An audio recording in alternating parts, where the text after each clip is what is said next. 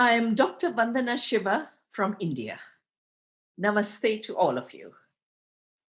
The moral compass in finding the path to an agriculture that is in harmony with the earth, sustains people, takes care of our souls, that moral compass is what agrarian societies have had forever.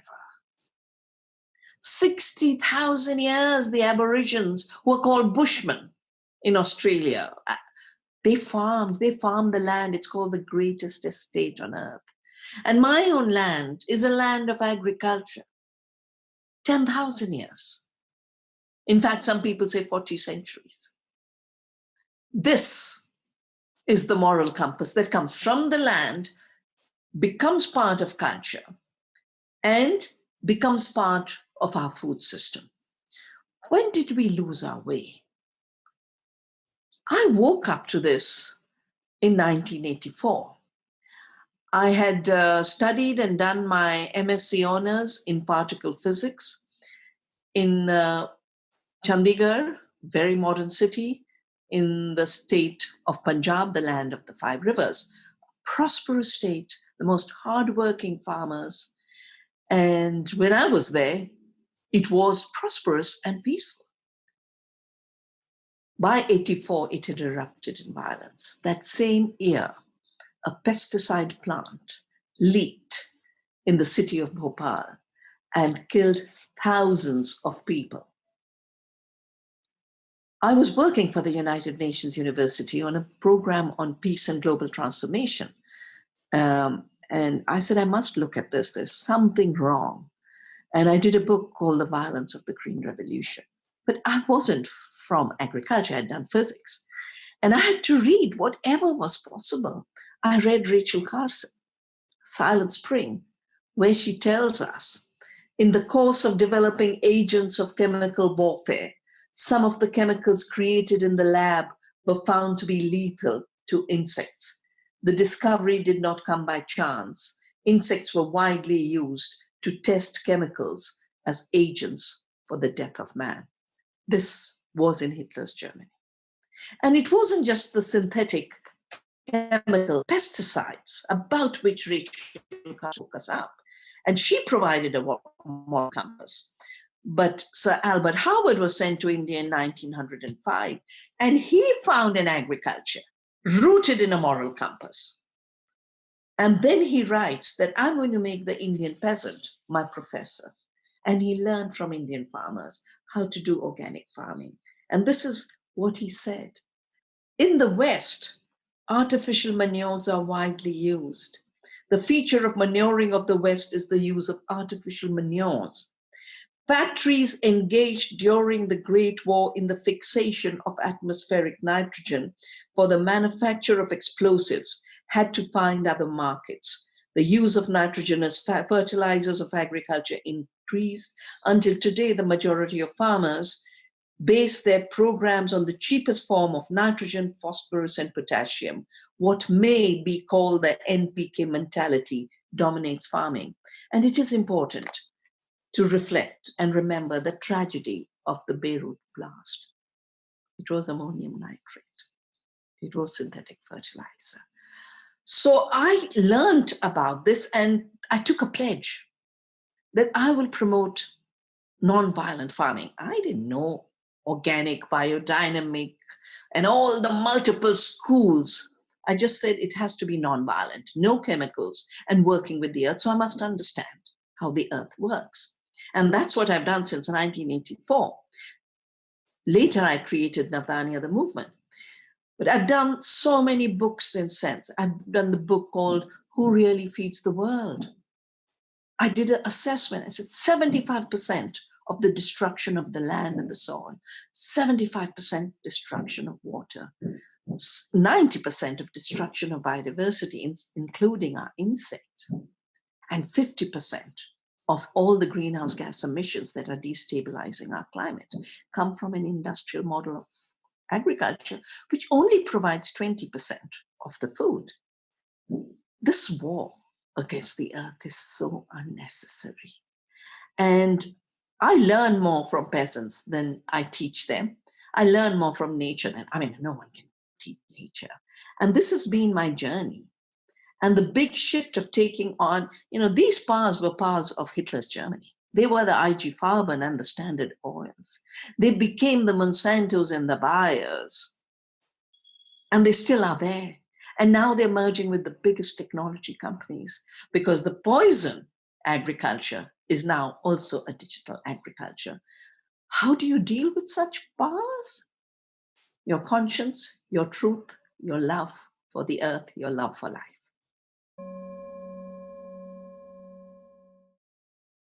I've grown up in a spiritual civilization, and I feel so blessed.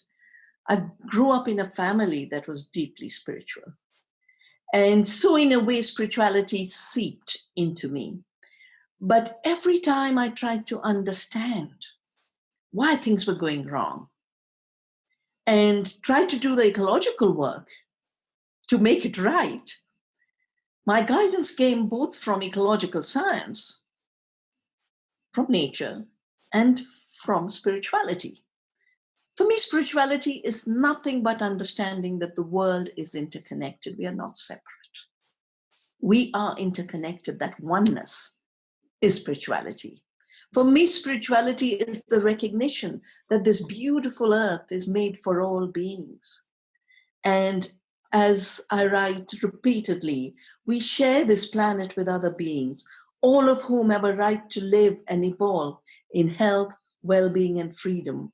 All beings need their share of ecological space and the right to participate in the living processes that ensure food and water for all. We do not have the right to take the share of other species, other humans, and future generations. When we extract more than the earth can renew, we overstep the limits of our rightful share. We disrupt planetary boundaries, ecological limits, the integrity of species. In the web of life, species sustain each other. Robbing others of their share finally deprives humans of basic needs and a deepening crisis of food and water, poverty, hunger, starvation, inequality.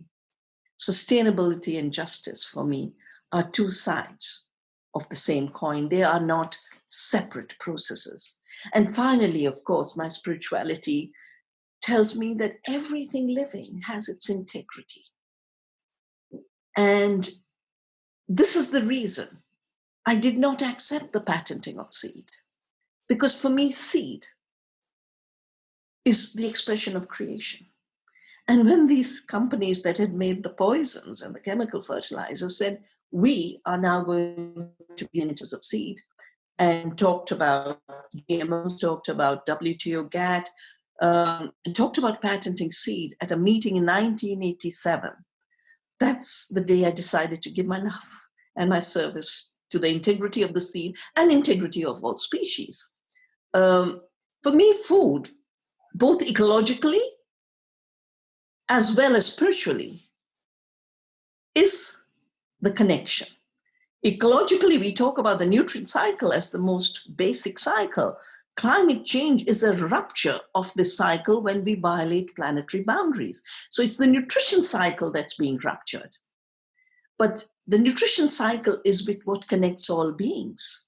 And that's why, again, it's not an accident that food is the sacrament in all faiths. It's sacred. And in our texts, it is said, Annam Brahman. Food is the creator because it is made through creation by the creator.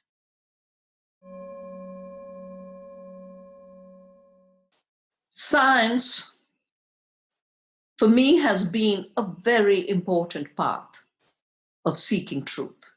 And that's why, as a young 6-year-old reading a book by Einstein, I decided this is the kind of work I want to do. I want to study physics. And that's why I studied physics. And then I studied quantum theory, which is a very different kind of science from mechanistic physics. Mechanistic physics says everything is inert and dead. The earth is dead matter. that everything is fixed. It can't change on its own. And now it can't move without a force from outside. Quantum theory tells you absolutely different story about the world. It tells you that everything is connected. Non-separability and non-locality was the thesis heading of my PhD. Hidden variables and non-locality. That two particles, even when separated, are never separated. And this also means that when you affect one, you affect the other. This is called non-locality. It means action at a distance, totally different from mechanistic science. And finally, potential. There is no stuff in quantum theory. There are no things. There is no inert matter. It's all potential in the making. So when we say science, it is important to recognize that there are many sciences, there are many ways of knowing, and the particular thing that is called science with a capital S, the mechanistic science, has a very short and recent history, only about 400 years. And it is associated with people like Bacon, people like Descartes, all of whom were part of the colonizing enterprise.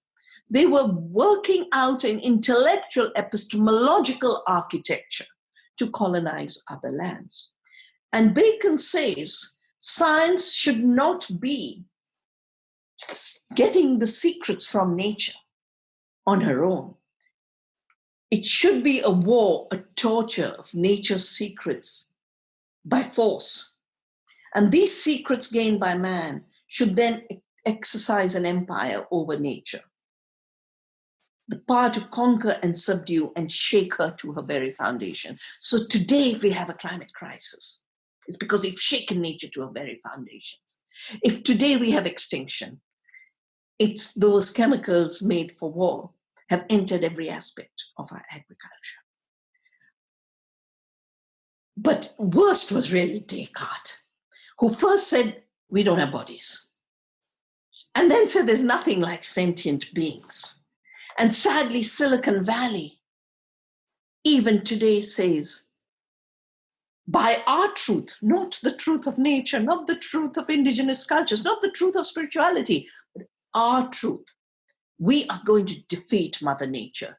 Let me share with you how Descartes thought. He said, don't be fooled by the appearance of sentience and intelligence. Look inside, look at the machine.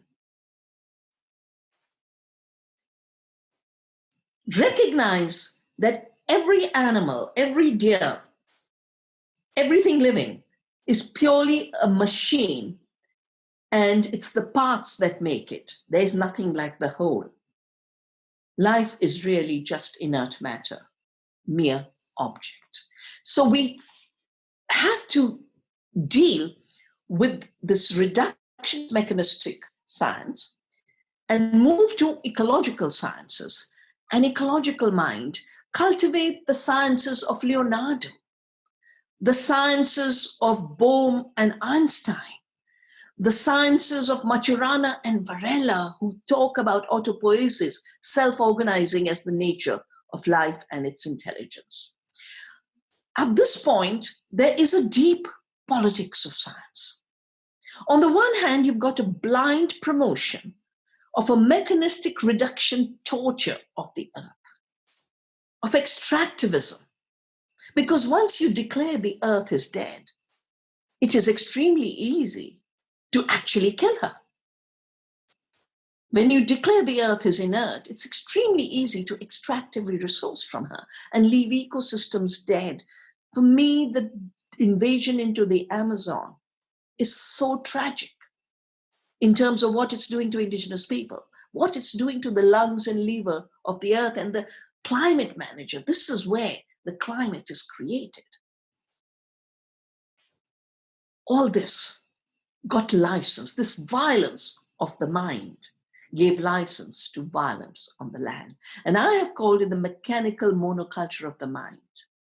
What we need is a non-violent ecology of the mind. And in the non-violent ecology of the mind doesn't say this bit is spiritual, and this bit is scientific, and this bit is technical, and this bit is economy.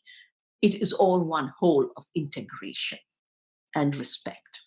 And the politics of science at this point is divided and polarized between those who blindly support a way of looking at the world which says license to kill, and another which denies all knowing and therefore creates another kind of blindness. So it's really a competition between two blindnesses when we need an awakening of the best of the human mind, the best of the human intelligence, and our spirituality and our knowing become part of one process.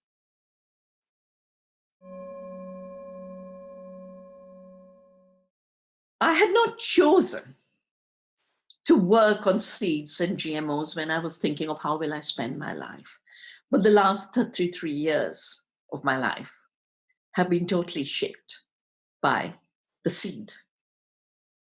Both the knowledge of the seed as an autopoietic self-organized system, as well as the genetically modified seeds. 87 was the meeting where I woke up to how those who had brought us chemicals from warfare now wanted to own the seed, genetically modify the seed, and have international treaties like the intellectual property rights of the GATT, which became the World Trade Organization. At this meeting, which was on the new biotechnologies, which did not then exist, 87, they didn't exist. They were going to be commercialized. I realized what was being planned. And I started to follow patenting, globalization, trade rules, and genetic engineering. So when the Earth Summit of Rio and its PrepCom started, already in the late 80s into 1991, I was very active. My government used to bring me as an advisor. Organizations used to bring me as an advisor. And I was about the only one talking about biotechnology as an emerging issue, genetic engineering as an emerging issue. And I feel, again, very, very blessed that I was able to work with governments to introduce in the Convention on Biological Diversity, Article 19.3. So the Convention on Biological Diversity is to conserve biodiversity. By then, having done the book on the Green Revolution and the research on industrial agriculture, having done the work on what GMOs meant, what biotechnology meant, I was talking of the need for a new discipline called biosafety. And Article 19.3 required of all governments to look at the impact of genetically modified organisms on their biodiversity. And since I was the only one talking about this, the United Nations appointed me to an expert group to make the framework for writing a protocol on Article 19.3. I was the only non-governmental person on that panel. And we wrote the framework of a law which became the Biosafety Cartagena Protocol. It's international United Nations law. So, of course, a decade later, when illegal GMO spread and I take the companies to court, I took Monsanto to court for illegal entry into India, the attack started. And for me, it's fascinating how they said scientists attack her. But show me in the name of one scientist. I've worked with the scientists who have shaped the discipline of biosafety, as well as the top genetic engineers of the world. If you look at the people who have attacked me, claiming it's scientists who've attacked me, their names are now available in the legal proceedings of the Monsanto cancer cases. They call them Monsanto papers because Monsanto was not able to prevent disclosure. And all of these volumes and volumes of emails are now available. The names that attacked Seralini are the same names that attacked me. A Miller, paid journalists and paid writers to whom ghost-written articles were given to attack us. And they just put their name. This then was recognized by Forbes, where Henry Miller actually had a column. And after this disclosure, he was shed. He had to drop his column. So it is not the case that scientists attack me. The lobbyists do. And of course, I was coming in their way. I was coming in their way at two levels. One, by saving seeds, I was showing how much more superior native seeds were. And also by implementing nationally and internationally biosafety laws, taking these companies to court in 2017. We even organized a Monsanto tribunal to put this company on a public trial. So of course, they're going to be very happy with my presence. They'd like me to disappear. I'm still around, of course. Thank you for the forces that decide when we'll come and when we'll go. The two things I've learned about industrial seed versus ecological, open pollinated, organic native seeds. Industrial seed is designed to be non-renewable. That's why they're even created. They are designed to be uniform. And that's why all the laws on industrial intellectual property are about uniformity. They are about intellectual property ownership and privacy and piracy, patents and breeders' rights. They specialize in the crops being monocultures, but also the crops being one-dimensional. So when I grow a mustard, our mustard is both a beautiful oil seed, but beautiful leaves are sarson ka saag. But if you see the canola in the West, in the industrial system, it is only oil seed. You don't see leaves. The plant becomes a one-dimensional plant. It loses its quality.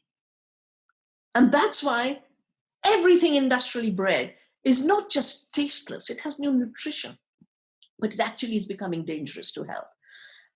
We have saved in Navdanya more than 4,000 rice varieties. Our farmers had evolved 200,000 out of a wild grass called Oryza sativa.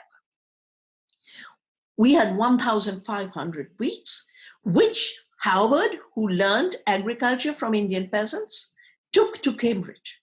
And he said, Indian wheats are more superior. Our wheats do not give gluten allergy. But industrially bred wheats do so. 1 in 3 people now can't eat wheat in the West. They have gluten allergy. So Monsanto found there too a market and wanted to patent our ancient wheats. And I had to deal with that case. I called these phenomena biopiracy, which is taking the biodiversity and knowledge of other cultures and claiming it to be your invention and establishing it as a monopoly. And Monsanto had to give up that patent, as Rice Tech in Texas had to give up the patent on having invented the basmati, which is the famous rice of my valley, which means the queen of aroma. And they patented it as if they'd invented the rice, the grain, the aroma, the plant, and the methods of cooking. And I smiled at that one. I said, I learned how to cook rice from my grandmother when I was 6 years old. It's about the simplest thing you can do. But coming to the GMO question, on which there is so much misunderstanding, and this is the reason why the corporations have tried to silence people like me and other scientists. How does a GMO go? Do you breed crops? No, you don't. You already have crops. You have a cotton, or you have a soya, or you have a corn. And then in a lab, you shoot with a gene gun, a toxic gene, using an antibiotic resistance marker to do separation and a viral promoter to express. So the original plant from where you get the yields is the plant that was bred either by industry or by farmers. The yield doesn't come from the genetic engineering. The toxics come from the genetic engineering. And so far, they've only learned how to do genetic engineering through the gene gun or infecting a plant with a plant cancer called agrobacteria. There are only 2 traits they have managed to have commercially in all of these 20 years. A trait of putting a toxin into the plant called Bt toxin, Bt crops, the Bt cotton on which I've worked a lot, is that. And this is supposed to control pests. but it has created super pests. And now farmers are using more pesticides, and their costs, and the seed is patented, or illegally in India it wasn't allowed, but they collected royalties. The seed is costly, fertilizer to be used, irrigation has to be used, the costs keep shooting up. So farmers get into debt. And the highest number of farmer suicides, of which the number, according to government statistics, is 400,000 farmers have committed suicide since 1995, when globalization opened up India's market. Most of them, about 80% of them, 85% of them, are in the cotton belt. About 95% of the cotton is now controlled by Monsanto and is BT cotton. The second application is Roundup Ready crops. These were supposed to control weeds. As Monsanto used to say in those early days of the UN negotiations on biosafety and the Convention on Biological Diversity, they said, we are creating such smart technologies, they prevent the weeds from stealing the sunshine. And I said, but amaranth is not a weed, it's food. Our batwa, chenopodium is not a weed, it's food. Our herbal plants, the Philanthus neruri is not a weed, it's medicine. Well, America was sprayed, 1,500% more use of Roundup. Today you have a cancer epidemic.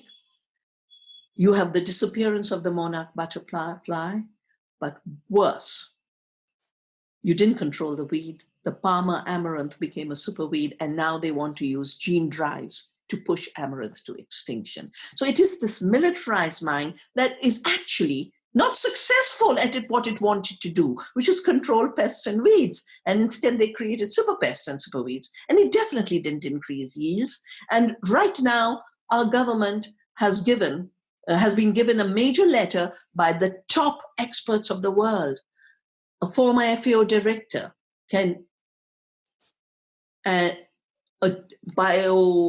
Berkeley professor, Andrew, and the person who chaired the UN assessment on agriculture, Hans Herren, they have written to our government to say, don't talk about the success of GMOs. This is the facts, this is the data, and I'll be more than willing to send it to you later so you can share it with your community.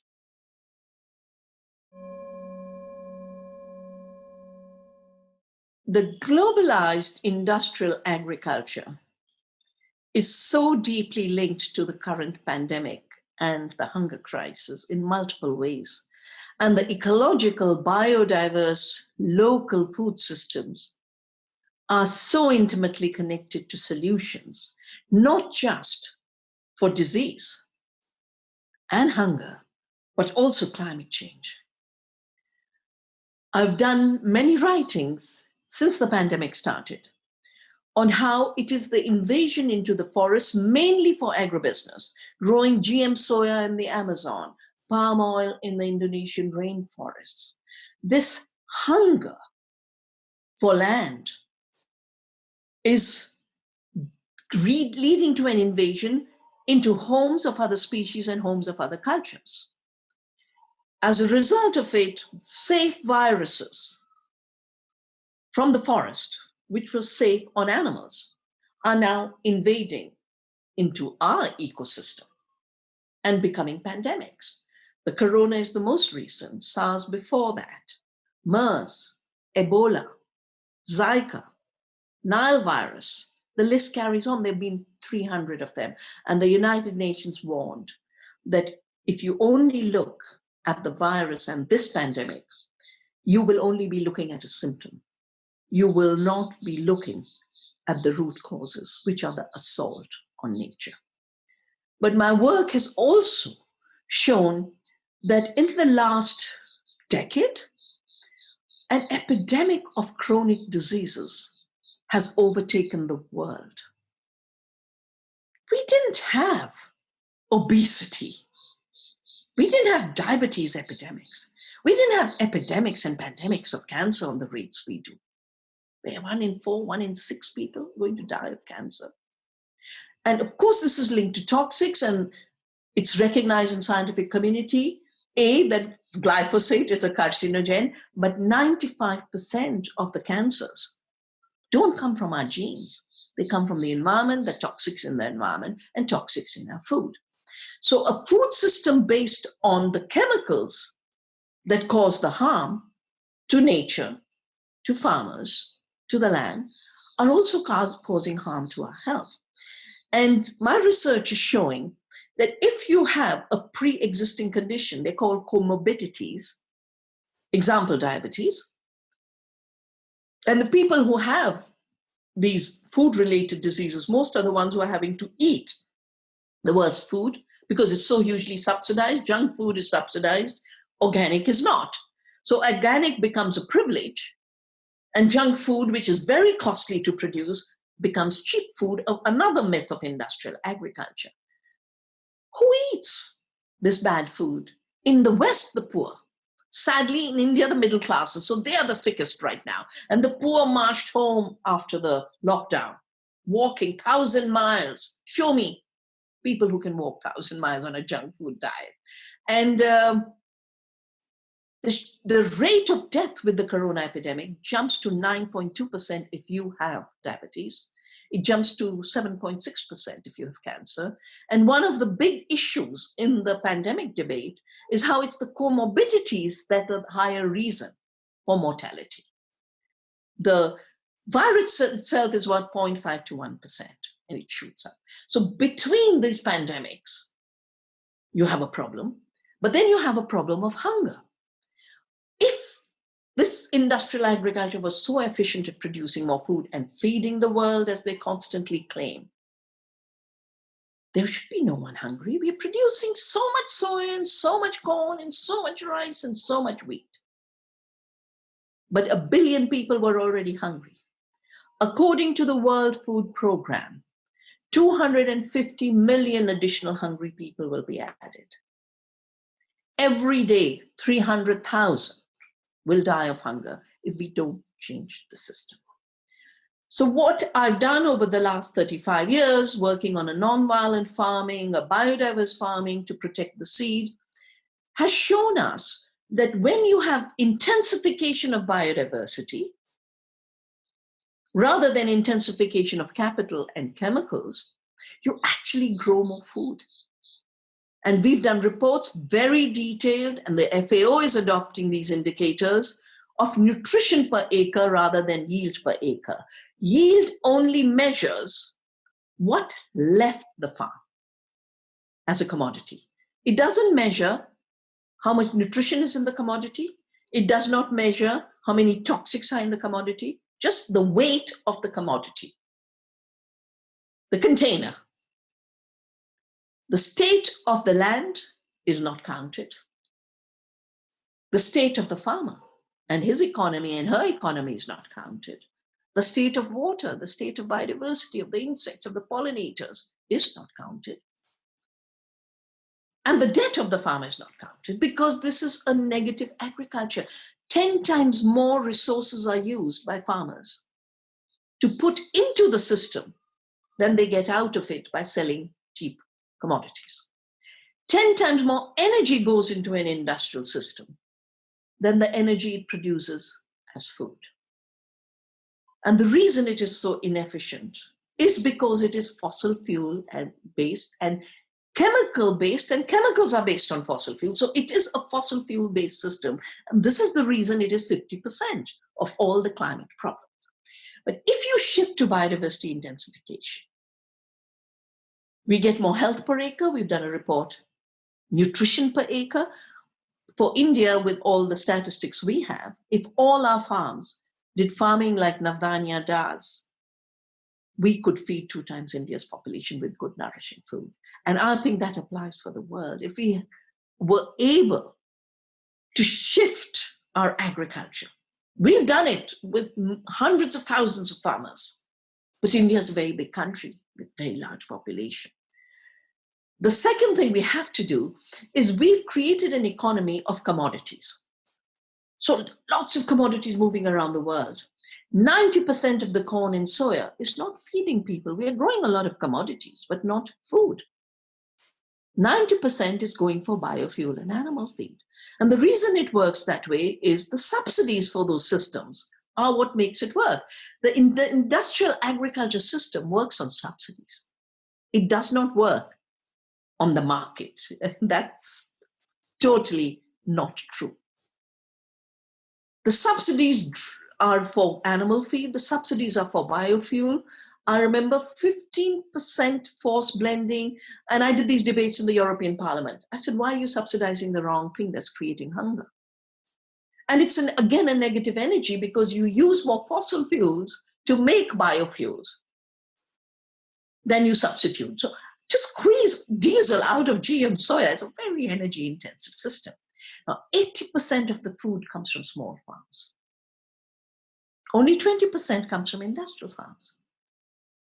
So it should be possible for us to turn that 80% into 100% and protect the planet. But we have to, for that reason, do two things: change the metric and change the paradigm.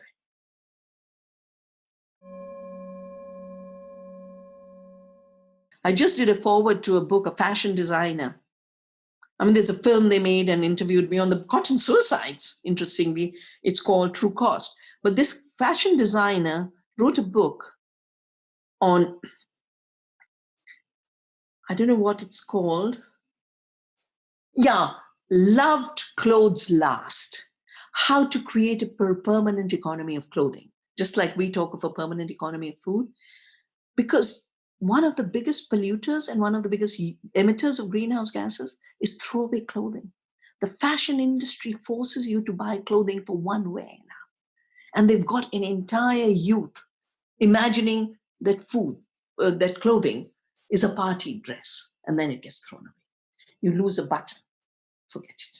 It's just like you have to learn how to grow food, you've got to learn how to fix buttons now. Done. The concrete actions I would like to put in place are the concrete actions that I have worked on for 35 years in the past. And I want this to be the rest of my life. And I want to see the world having community seed banks everywhere. Just like indigenous cultures were called primitive and barbarians and had to be civilized and we were wiped out. Our seeds were called primitive. They literally, in the language, they call our seeds primitive and wiped them out. In 1995, the UN said 75% has been wiped out. Since that time of globalization, so much more. Our community seed banks have been able to save seeds that are climate resistant, that can tolerate floods and salt. And after the super cyclone in Orissa in 99, we distributed these seeds. After the tsunami, we took 2 truckloads of salt-tolerant seeds so farmers of Tamil Nadu could do agriculture again. These are more nutritious seeds. They're not nutritionally empty because farmers breed seed to eat the food. Industry makes non-renewable seed to wipe the farmer out and to grow commodities. And I noticed the corn has lost its taste because more corn is used for animal feed. So the qualities being bred are for animal feed, not for the quality of eating a good roasted corn cob. The wheat has lost its nutrition, but got new allergies. So many of the foods are getting allergies because they don't have the nourishment in them. And what people don't realize is it's not just the soil that needs to be nourished, because the soil creates its nutrition. Our foods are much more nourishing because we've nourished the soil. Our soils have more microbes, about 100% more carbon. We've recycled the carbon, we've recycled the nitrogen, and we've got more microbes that create more trace elements and these amazing phytochemicals that give us nourishment. This is what gives us immunity. So my dream is native seeds saved everywhere, gardens everywhere. My dream is that for a century, we've extended the war from the labs of Hitler and the concentration camps to our fields, our farms, our kitchens. Let's put an end to that war. Let's have gardens everywhere. And gardens produce more. And small scale farming is like a garden. We grow 9 crops. Navdanya means 9 crops. We have 12 crops together. People say, but it's difficult, isn't it? I said, difficult for what? We don't use combined harvesters. We go and pluck like a garden. When you have a garden, do you have to worry that everything is small and everything is diverse? So gardens everywhere. A very important issue for me is we have to reclaim our public money and our tax money. Right now, the system that's killing the earth and is killing our health and destroying our farmers has been subsidized by our money. We need to have a say in where does our tax money go. We need a democratic debate on allocation of funding. Will we fund native seed conservation or GMOs with our tax money? Will we fund industrialization of agriculture that is creating hunger with our tax money, or small farmers? So much unemployment with the pandemic. The green recovery should be a recovery for the earth and people. When the hands of the people join with the earth, that is when a true green recovery will take place. And as one of my favorite farmers and teachers, Matsunobu Fukuoka, said, the healing of the land and the purification of the human spirit is the same process. The human spirit will reclaim democracy. And this is even more important today because the old chemical industry joining hands with big tech is now talking of farming without farmers, is now talking about why do we need food? Let's make fake impossible burgers in the lab, genetically engineered GM soya and genetically engineered yeast to make a blood-like substance. I think real food is the solution because real food comes out of service to the earth, love for the earth, care for the earth, which is the original meaning of agriculture. And fake farming with synthetic chemicals and fake food and fake additives have given us both a dangerous, precarious situation of collapse of the planetary balance and collapse of our health and collapse of our societies. We have to avert collapse. And the aversion of collapse begins with the seed, with living soil, our love for the earth, and our joining of our heads, our hearts, our hands to say, Mother Earth, we love you. We are here in service of you. We will heal you and we will heal society.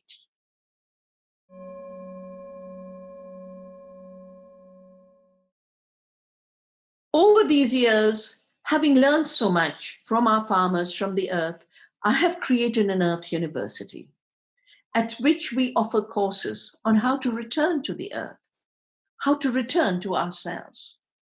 And while doing that, grow the food we need, the fibers we need, the colors we need, the pest control we can manage with plants, not with poisons. You can visit the Navdanya website. I am also doing a dialogue of civilization because so many new invasive technologies are being introduced without debate. And we need spiritual discussions on this. We need moral and ethical discussions on this. And I will be so happy to send my write-up on the future of our health, our food, and our humanity, so that the temple of understanding and the churches can find their own responses to these emerging issues. So the anchors and the moral compass our faiths have provided us can be anchors to the future.